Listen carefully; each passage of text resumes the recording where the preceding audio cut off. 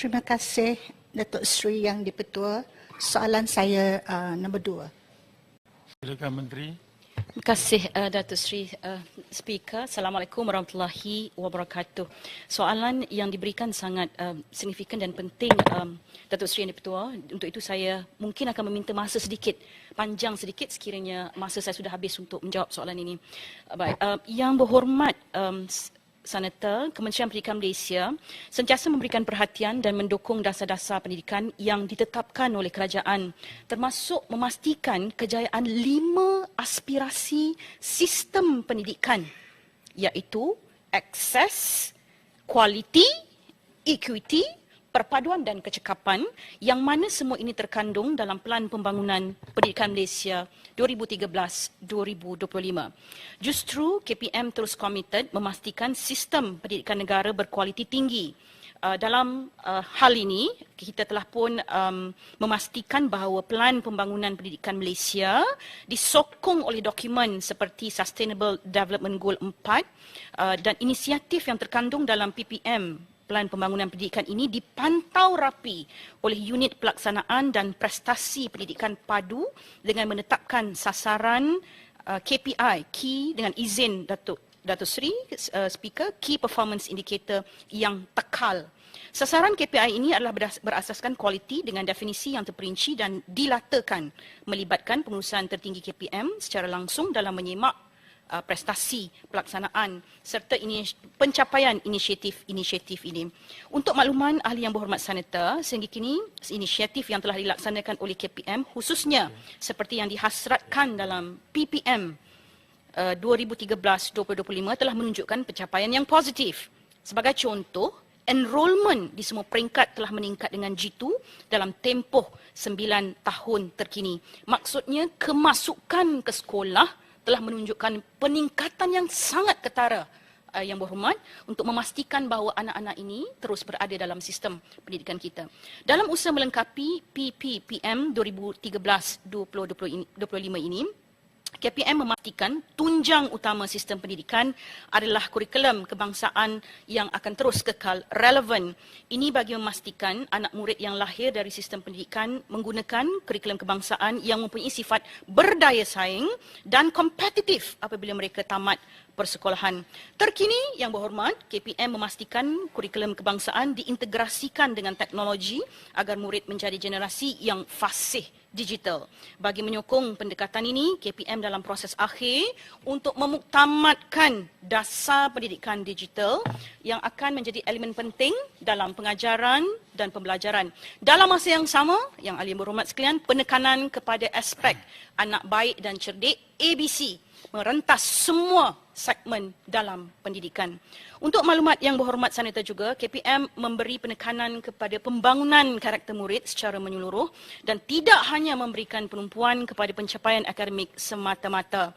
Jadi seperti mana yang ramai ahli berhormat telah pun tahu bahawa ketika ini KPM telah mengurangkan penekanan kepada peperiksaan dan pentaksiran secara pusat dengan memberi fokus kepada pentaksiran berasaskan sekolah dengan semua komponen-komponen yang akan melihat pembangunan setiap anak murid ini adalah pembangunan yang holistik. Jadi ada proses ansur maju untuk setiap anak-anak ini berdasarkan sistem ataupun pentaksiran berasaskan sekolah ini. Sedikit lagi Datuk Seri.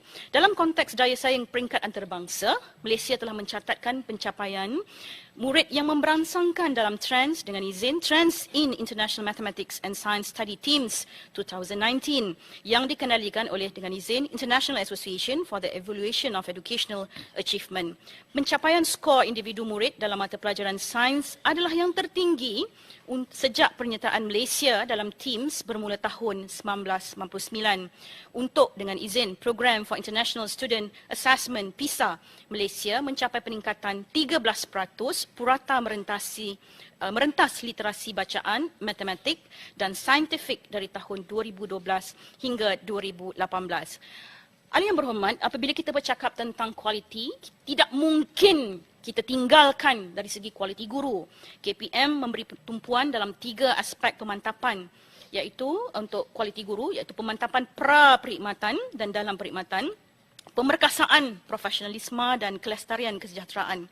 Selain itu, profesionalisme guru akan diperkasa melalui pembangunan profesionalisme berterusan. Ini akan memastikan bahawa semua guru KPM adalah berkualiti, kompeten dan kekal bermotivasi dalam menjalankan tugas. Ahli yang berhormat, KPM akan meneruskan kesinambungan pelan transformasi pendidikan jangka panjang apabila pelan pembangunan pendidikan ini berakhir. KPM juga akan memastikan pelan hala tuju pendidikan ini akan terus dilakar berdasarkan keperluan negara serta memenuhi tuntutan global. KPM yakin usaha berterusan ini mampu meningkatkan kualiti dan tahap pendidikan negara dengan dukungan dan sokongan semua pihak. Terima kasih, Datuk Seri. Soalan tambahan. Soalan tambahan. Silakan. Soalan Puan tambahan. Susan. Terima kasih Yang Berhormat Menteri atas jawapan tadi. Soalan tambahan saya, Pengerusi Global Transformation Forum dan Transformation Guru Datuk Seri Idris Jalla dalam satu podcast mengatakan bahawa salah satu faktor penting untuk pendidikan berkualiti adalah kaedah mengajar atau teaching method yang diguna pakai, dan ini dapat dipelajari dari sekolah-sekolah yang terbaik ataupun berprestasi di Malaysia dan disebar luas kepada sekolah-sekolah lain seluruh negara. Tak perlu sangat nak lihat kepada negara seperti Finland atau Norway. Apa pendapat Menteri? Terima kasih Yang Berhormat. Saya setuju dengan pandangan Yang Berhormat yang mengatakan bahawa teaching method ini akan mempengaruhi sektor pendidikan dan juga pengajaran di dalam kelas. Ahli Yang Berhormat, seperti mana yang saya sebutkan tadi bahawa kita tidak pernah kompromi tentang kualiti keguruan, dan saya berdiri di sini untuk mempertahankan kualiti guru-guru kita, bahawa mereka hadir dan mereka ini adalah daripada keluaran yang terbaik daripada institusi-institusi perguruan yang mempunyai pedagogi, yang mempunyai kepakaran dan juga mempunyai kebitaraan pengajaran dalam bidang masing-masing.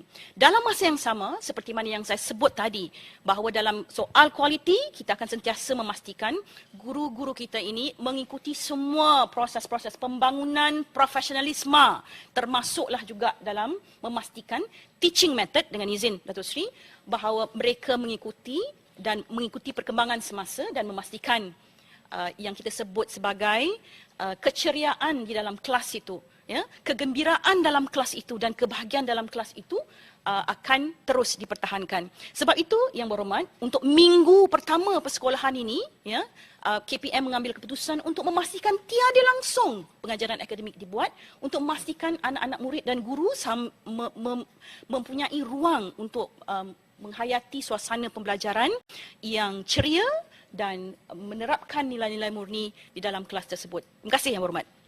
Soalan tambahan, Fungsi. Doktor, 2 minit. Doktor. Terima kasih kepada Datuk Seri Yang di-Pertua.